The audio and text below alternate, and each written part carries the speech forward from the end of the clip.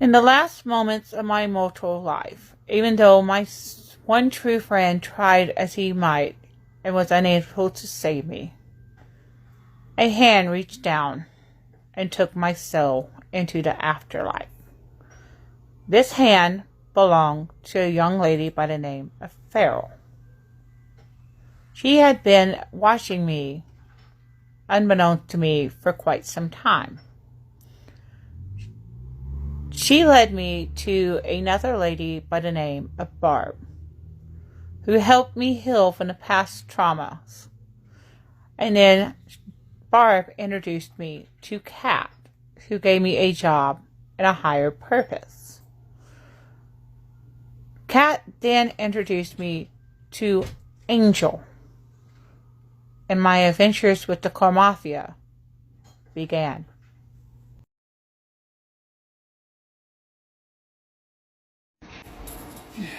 When I gained better control of my powers, I set off on a vengeful quest to unalive every person who had done me wrong. My clothing of choice was a long, hooded black cloak, which was easy to conceal my face within. My weapon of choice was a scythe, lightweight, easy to carry, even easier to weld, and oftentimes found on the farms or plantations of my enemy. Because I could shapeshift and take any form that I wanted, my preferred method of travel was to shapeshift into a bird, more commonly a crow or a raven. Now, the legend of the Grim Reaper had existed for eons in one form or the other. And when the victim was found, the only thing they could remember about the assailant was it was a tall, dark figure in a black hooded cloak carrying a scythe, further solidifying the legend of the Grim Reaper in the minds of the townspeople. The fact that the family would spot a crow or a raven landing shortly before the murder would happen also solidified the legend that a crow or raven was an omen of death.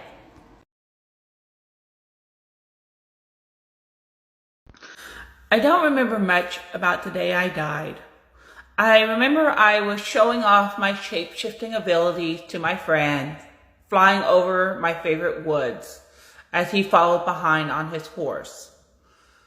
Then I remember a stinging pain in my side, falling to the ground, returning to human form, and seeing a girl who looked like she hadn't eaten in a good long while, standing over me, crying. And then darkness.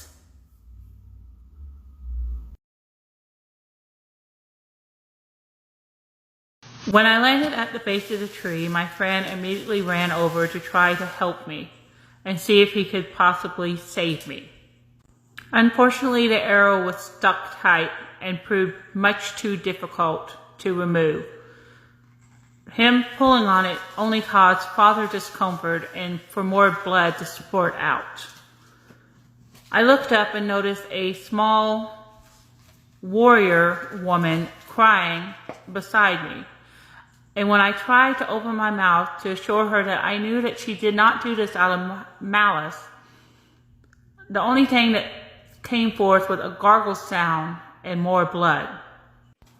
She kept apologizing and saying that she was just so hungry, and she didn't know that I was a human. All she had seen was a bird, and all I could manage was a simple nod before darkness crept in. All I remember was a blinding light and the girl who identified herself as Farrell telling me to follow her.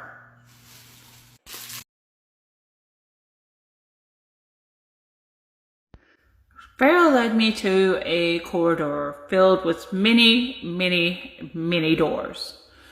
She opened the first door, and it led to a home theater.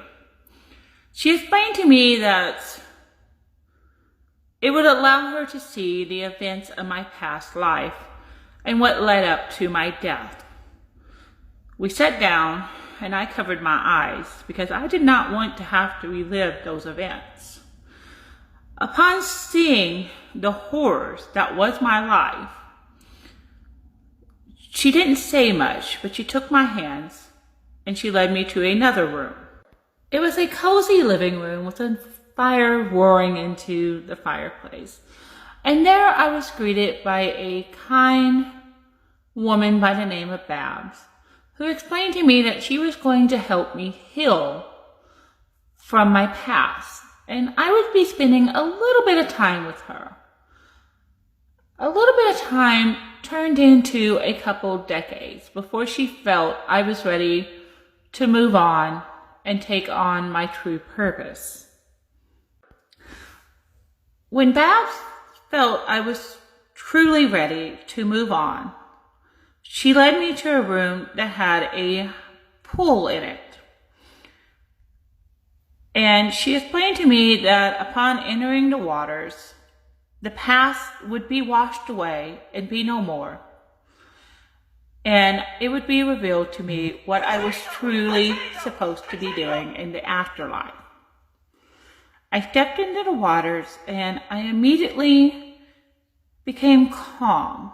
And I remember a sense of floating. And then a fog raised from under the water. I found myself standing in front of the goddess Hecate, and she explained to me that far too long the chaos on Gyla had been unbalanced, and she needed someone to reign over it. She also needed someone who would be capable of punishing the worst of the worst, and she felt I would be the best person for this job. She asked if I accepted, and I shook my head yes. She touched my back, and I felt a burning sensation. Wings sprouted forth, and I took on a new shape.